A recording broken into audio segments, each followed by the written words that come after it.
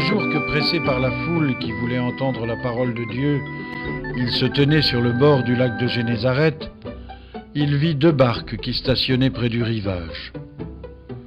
Les pêcheurs étaient descendus pour laver leurs filets. Il monta donc dans une de ces barques qui était à Simon et le pria de s'éloigner un peu de terre. Puis, s'étant assis, il enseigna le peuple de dessus la barque. Lorsqu'il eut cessé de parler, il dit à Simon : « Avance en pleine mer, vous jetterez vos filets pour pêcher. » Simon lui répondit : « Maître, toute la nuit nous avons travaillé sans rien prendre. Mais sur ta parole je jetterai le filet. » L'ayant jeté, ils prirent une si grande quantité de poissons que le filet se rompait.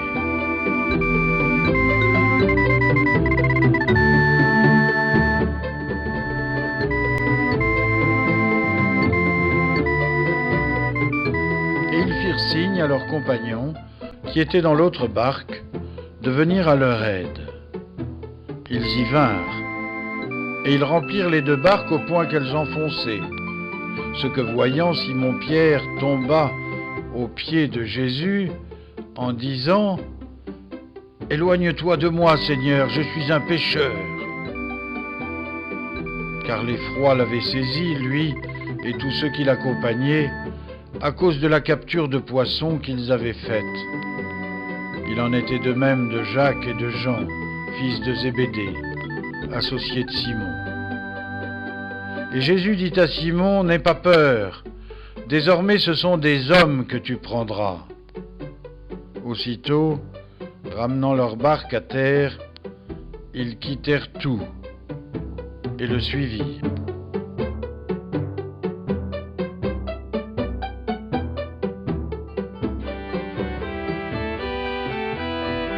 Comme il était dans une ville, voilà qu'un homme tout couvert de lèpre, apercevant Jésus, se prosterna le visage contre terre et le pria en disant : « Seigneur, si tu veux, tu peux me guérir. » Jésus, étendant la main, le toucha et lui dit : « Je le veux, sois guéri. » Et à l'instant même, sa lèpre disparut.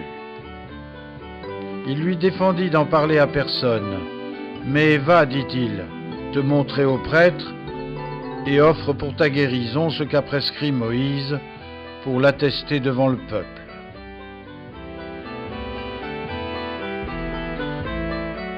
Sa renommée se répandait de plus en plus, et l'on venait par troupes nombreuses pour l'entendre et pour être guéri de ses maladies. Pour lui, il se retirait dans les déserts et il priait.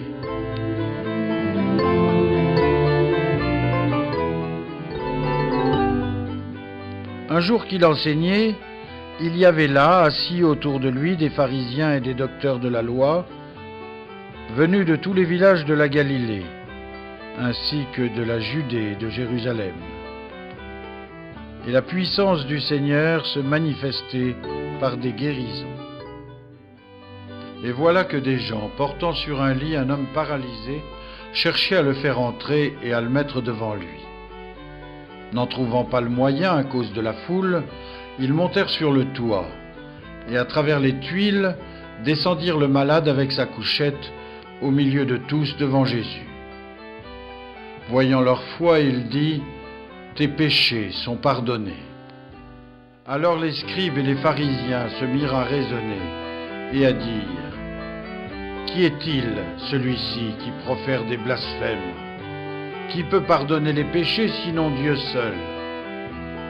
Jésus, connaissant leurs pensées, prit la parole et dit : « Quelle pensée avez-vous dans vos cœurs ?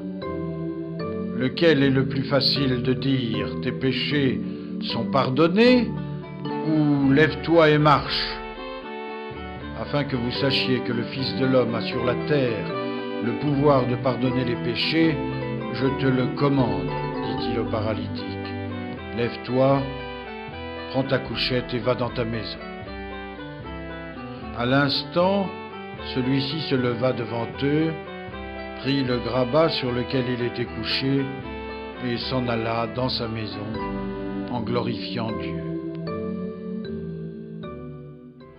Et tous étaient frappés de stupeur. Ils glorifiaient Dieu et remplis de frayeur, ils disaient: nous avons vu aujourd'hui des choses merveilleuses. Après cela, Jésus sortit, et ayant vu un publicain nommé Lévi, assis au bureau du péage, il lui dit: suis-moi. Et lui, quittant tout, se leva et le suivit.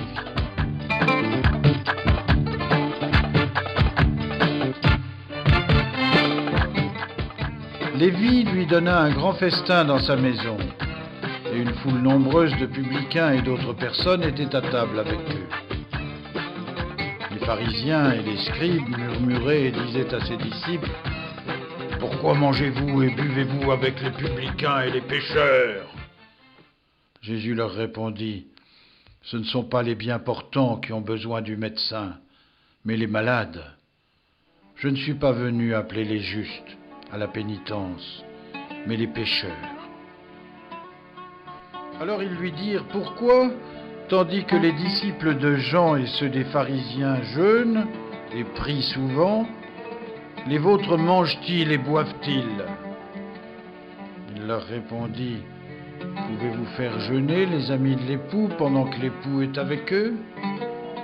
Viendront des jours où l'époux leur sera enlevé. En ces jours-là, ils jeûneront.